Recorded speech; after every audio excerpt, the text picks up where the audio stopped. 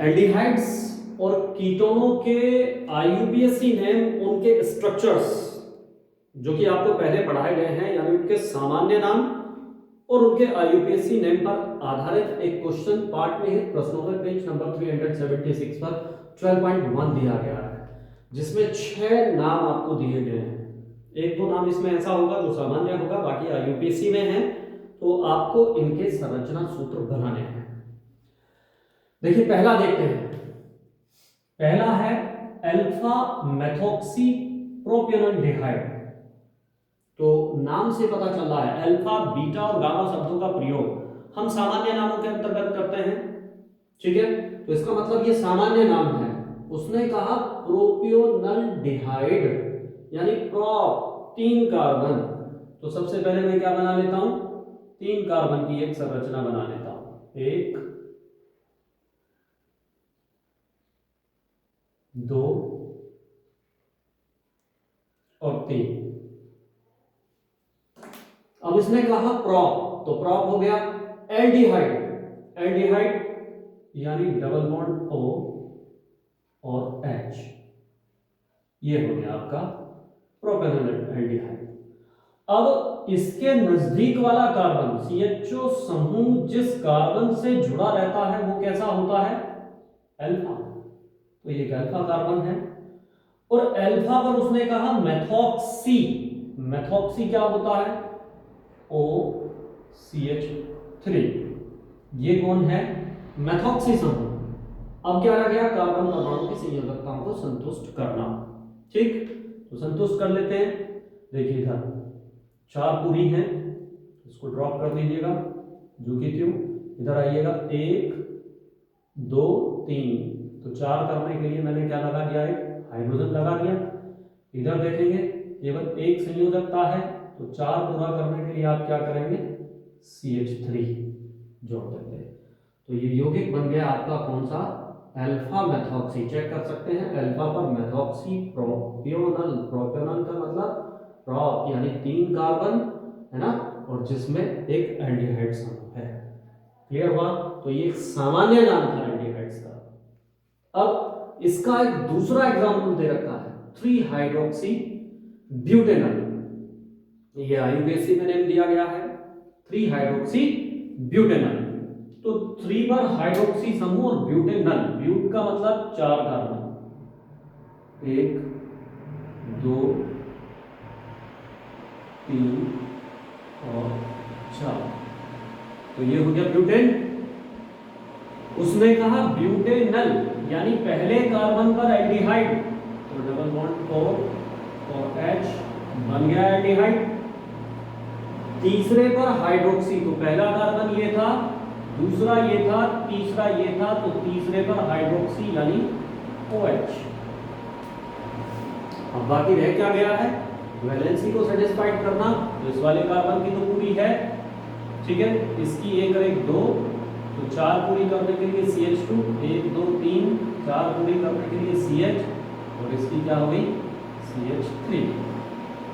ये भी IUPAC name clear होगा आपको, ठीक। फिर बात करता हूं 2 हाइड्रोक्सी साइक्लोपेंटेन कार्बोल्डिहाइड। तो साइक्लिक यौगिक है, पहले मैं इसको बनाता हूं साइक्लोपेंटेन को। साइक्लोपेंटेन यानी 5 कार्बन की श्रृंखला।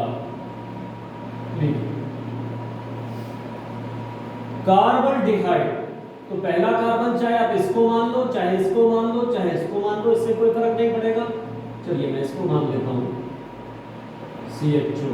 ये कोई जरूरी नहीं है कि मैं यहां पर लिखूं, वैसे यहां भी लिख सकता हूं CHO को, ठीक। तो ये बन गया साइक्लोपेंटेन कार्बोल्डिहाइड, ठीक। अब उसने कहा दूसरे पर हाइड्रोक्सी, यानी ये वाला दूसरा कार्बन हो गया OH। अगर मैं इसे CHO मानता तो OH ये हो जाता, ठीक। तो ये आपका यौगिक बन गया 2 पर हाइड्रोक्सी, ठीक। साइक्लोपेंटेन, सारे सिंगल बॉन्ड वाले 5 कार्बन, और पहले पर कौन, कार्बोल्डिहाइड। अब चौथा यौगिक आते हैं 4 ऑक्सोपेंटेनल। ये भी आईयूपीएसी में नेम दिया गया है। तो पेंटेनल 5 कार्बन, 1 2 3 4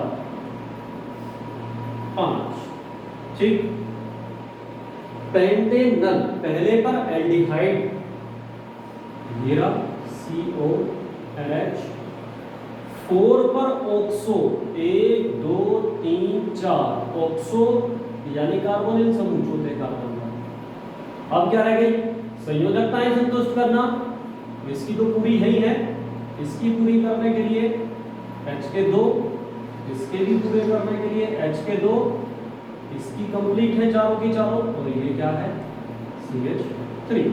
तो यौगिक बन गया 4 ऑक्सो पेंटेनल। ठीक है, आगे बढ़ते हैं। डाई द्वितीयक ब्यूटिल कीटोन। ठीक है, इसे कंप्लीट करने से पहले जरा मैं इसको देख लेता हूँ, 4 क्लोरो एसिटोफिनोन को। इसमें मुझे कुछ समझाना है तो उसमें टाइम लूंगा, आप इसे देखिएगा पहले। 4 क्लोरो एसिटोफिनोन, फिनोन, फेनिल समूह यानी एक छोड़कर एक डबल बॉन्ड, और सी ऑन, सी जिस पर कि क्या जुड़ा हो, डबल बॉन्ड जुड़ा। स्ट्रक्चर के लिए स्पेस ज्यादा चाहिए तो मैं यहां ले लेता हूं उसको।